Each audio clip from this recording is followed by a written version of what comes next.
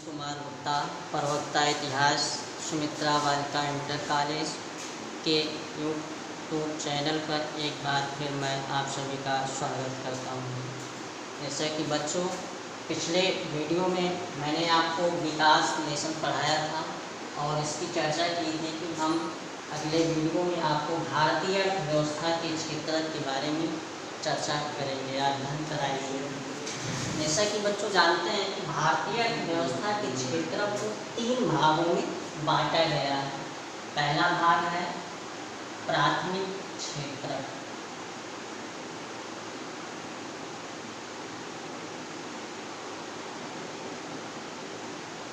दूसरा भाग है द्वितीयक क्षेत्र,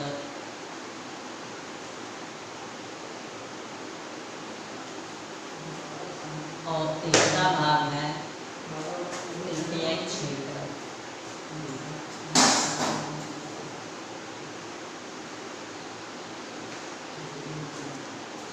प्राथमिक क्षेत्र, द्वितीयक क्षेत्र और एक तृतीयक क्षेत्र। भारतीय अर्थव्यवस्था के 3 क्षेत्र हैं, जिसमें प्राथमिक क्षेत्र क्या है?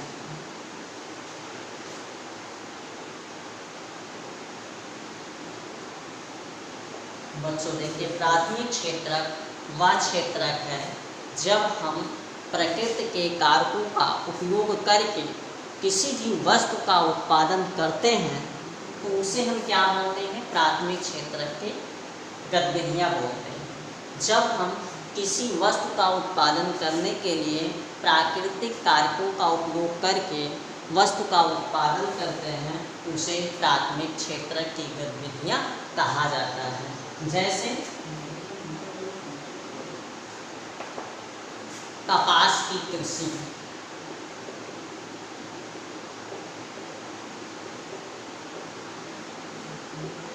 अगला उदाहरण लीजिए खनन, आयस, डेयरी उत्पाद,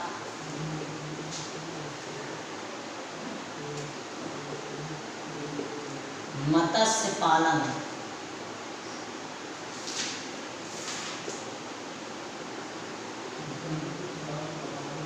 इत्यादि।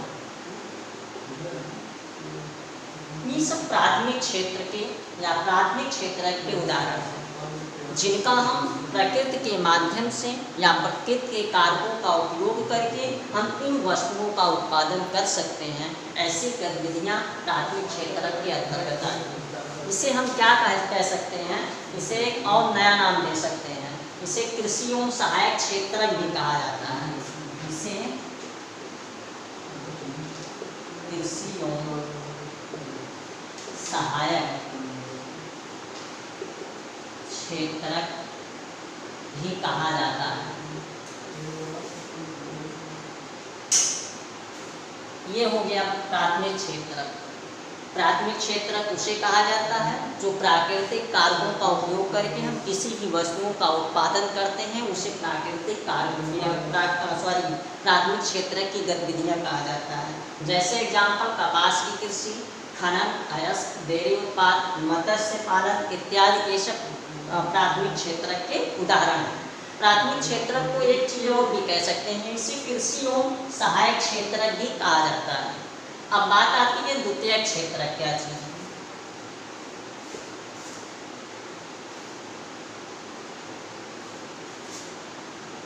द्वितीयक क्षेत्र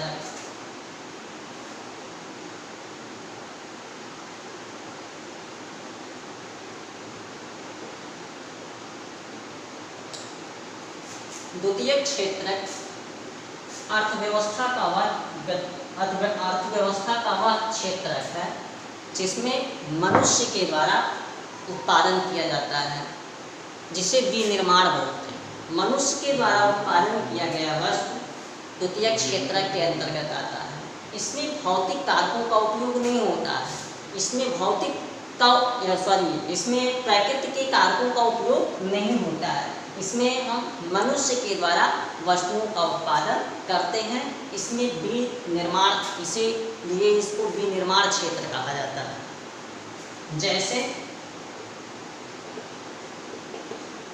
मिट्टी से ईंट बनाना, मिट्टी से ईंट बनाना, मनुष्य के द्वारा ईंट बनाया जाता है और इन्हीं ईंटों के माध्यम से भवन का निर्माण करना, ईंटों से भवन का निर्माण, ये विनिर्माण क्षेत्र है जो प्रकृति के कारकों का उपयोग नहीं होता है बल्कि मनुष्य के द्वारा यह कार्य किया जाता है। इस क्षेत्र के अंतर्गत मनुष्य के द्वारा यह कार्य किया जाता है कि मिट्टी से ईंट बनाया जाता है और इन ईंटों के माध्यम से भवन का निर्माण होता है। ऐसा अगला उदाहरण लीजिए, गन्ने के रस से, गन्ने के रस से चीनी या गुड़ बनाना,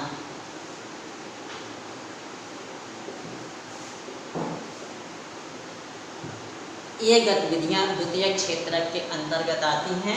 इसे हम औद्योगिक क्षेत्र भी कहा जाता है। इसे हम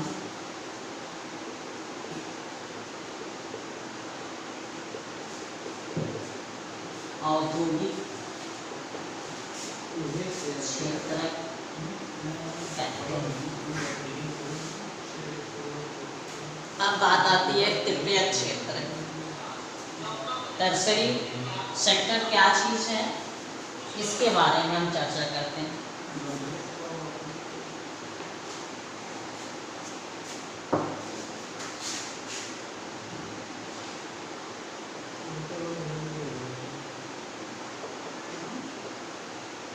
तृतीयक क्षेत्र,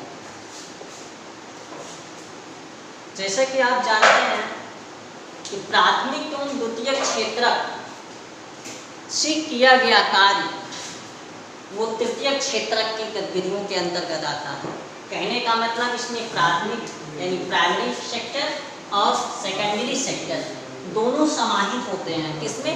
टर्सरी सेक्टर में। इस तृतीयक क्षेत्र में ये प्राथमिक क्षेत्र और द्वितीयक क्षेत्र समाहित होते हैं, जिसकी देखभाल करने के लिए इस तृतीयक क्षेत्र की आवश्यकता पड़ती है। जो प्राथमिक क्षेत्र का उत्पादन, जो भौतिक कारकों के का उपयोग करके प्राथमिक क्षेत्र का उत्पादन और जो मानव के द्वारा निर्माण करके उन द्वितीय क्षेत्र का उत्पादन, इन दोनों क्षेत्रों का उत्पादन हम तृतीय क्षेत्र के अंतर्गत देखते हैं या करते हैं। इसे सेवा क्षेत्र भी कहा जाता है। जैसे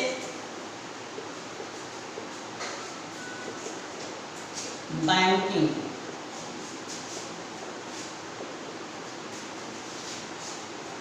दूरसंचार,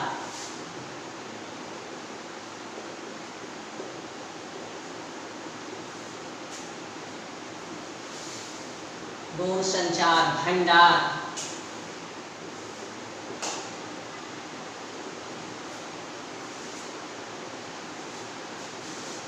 परिवहन,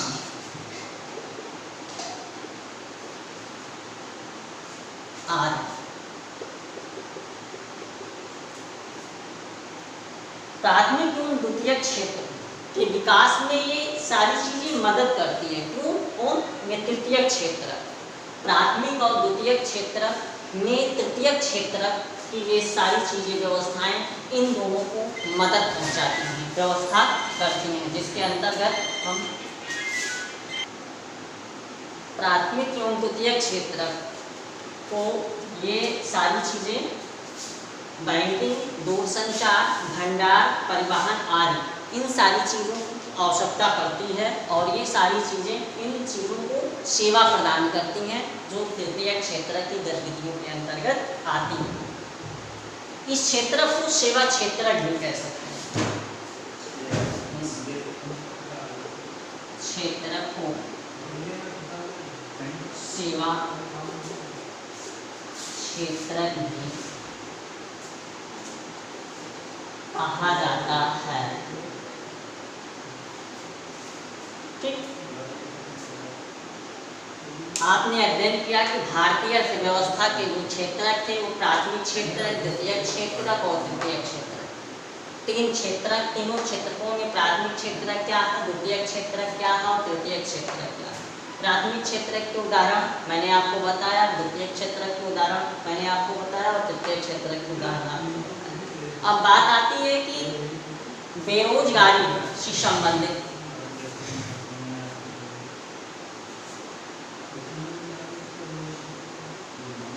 खुली बेरोजगारी और प्रच्छन्न बेरोजगारी क्या चीज।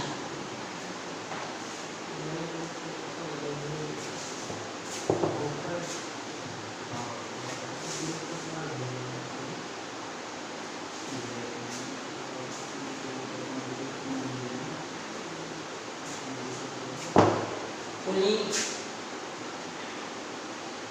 एवं प्रच्छन्न बेरोजगारी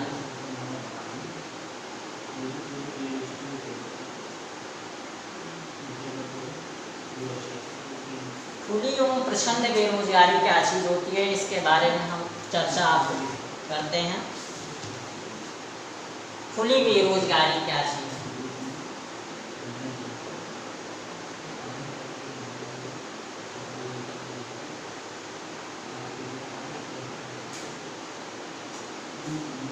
खुली बेरोजगारी की वह दशा होती है जिसमें कार्य के इच्छुक खुली बेरोजगारी की वह दशा होती है जिसमें कार्य के इच्छुक व्यक्ति पढ़े लिखे युवकों को प्रचलित मजदूरी पर कार्य नहीं मिल पाता है। पढ़े लिखे व्यक्ति को प्रचलित कार्य पर मजदूरी नहीं मिल पाती है। ठीक है, ऐसी व्यवस्था खुली बेरोजगारी के अंतर्गत आती है। बात आती है कि प्रच्छन्न बेरोजगारी क्या चीज है।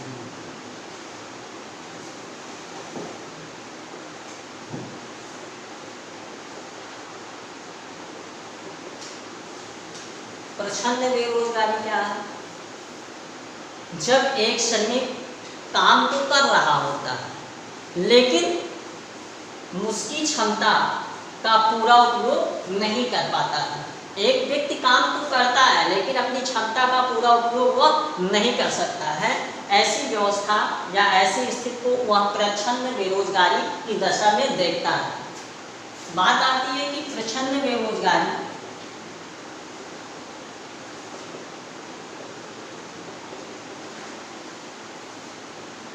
ग्रामीण एवं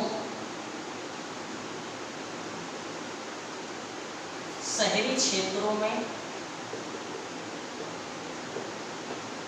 कैसे देखी जाती है।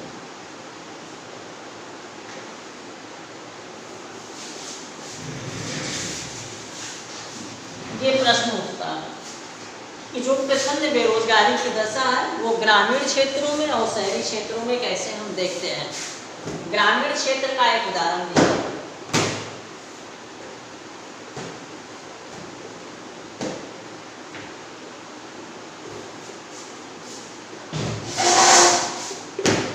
जैसे एक किसान है, वह अपनी 2 हेक्टेयर भूमि पे, उसके पास 2 हेक्टेयर भूमि है। ठीक है,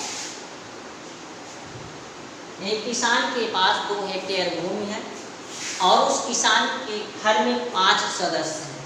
कितने सदस्य हैं? 5 सदस्य। और पांचों सदस्य इसी 2 हेक्टेयर जमीन पर कृषि कार्य करते हैं। अगर इसी किसान के 5 सदस्यों में से 3 सदस्यों को हटा दिया जाता है तब भी कृषि कार्य में कोई प्रभाव नहीं पड़ता है, उनकी उत्पादन क्षमता में कोई कमी नहीं आती है। कहने का मतलब अगर इन्हीं 5 सदस्यों में से 3 सदस्यों को हटा दें, कृषि कार्यों से हटा दिया जाए तो 2 व्यक्ति ही कृषि कार्य को कर सकते हैं। किसान के जो 2 हेक्टेयर भूमि की कृषि की जाती है, भूमि में कृषि की जाती है, वो 2 ही व्यक्ति कृषि का उत्पादन कर सकते हैं।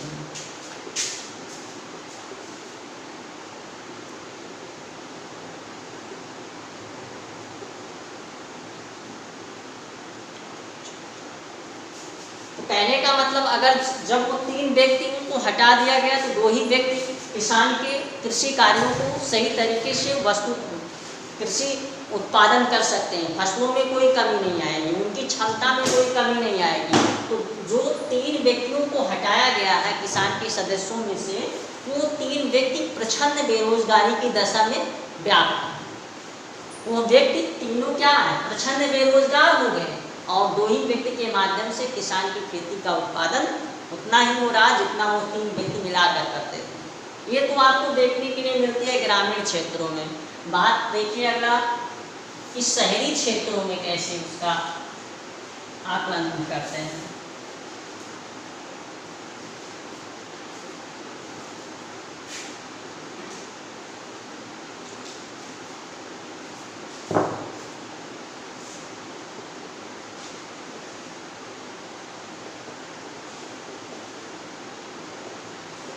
शहरी क्षेत्रों में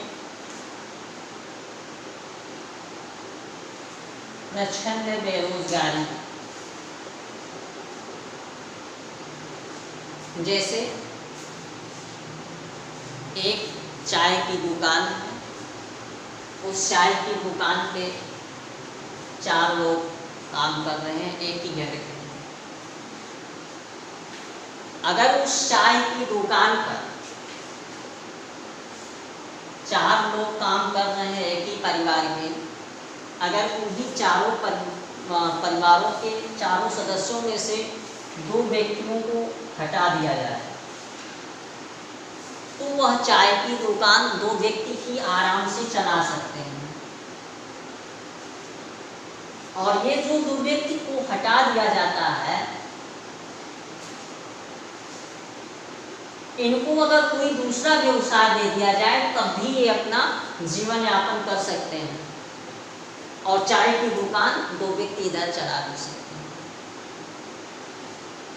तो इधर जो हटाए भी व्यक्ति हैं या तो प्रचंड बेरोजगारी की दशा में व्याप्त नहीं होंगे, इनके पास प्रचंड बेरोजगारी की दशा नहीं मिलेगी जब ये कोई दूसरा कार्य करेंगे तब, अन्यथा ये वही होंगे जो ग्रामीण क्षेत्र में 3 सदस्यों के माध्यम या 3 सदस्यों को हटा दिया गया, वो प्रचंड बेरोजगारी की दशा में थे। वैसे ये 2 व्यक्ति प्रचंड बेरोजगारी की दशा में रहेंगे और चाय की दुकान 2 व्यक्तियों के माध्यम से ही चल जाएगा, आराम से, कोई प्रॉब्लम नहीं होगी।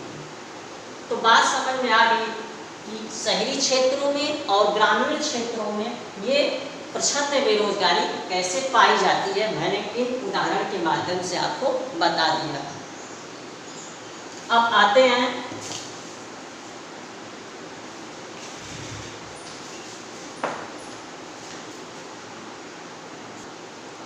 संगठित एवं असंगठित क्षेत्रों का विभाजन। छात्रों, मैंने आज आपको बताया कि अर्थव्यवस्था के क्षेत्र कौन कौन से हैं, उनके उदाहरण दिए। बेरोजगारी, खुली बेरोजगारी क्या है, प्रचंड बेरोजगारी क्या है, प्रचंड बेरोजगारी शहरी क्षेत्रों में कैसे पाया जाता है और ग्रामीण क्षेत्रों में कैसे पाया जाता है। अब आपको अगले वीडियो में हम संगठित एवं असंगठित क्षेत्रों का विभाजन बताएंगे।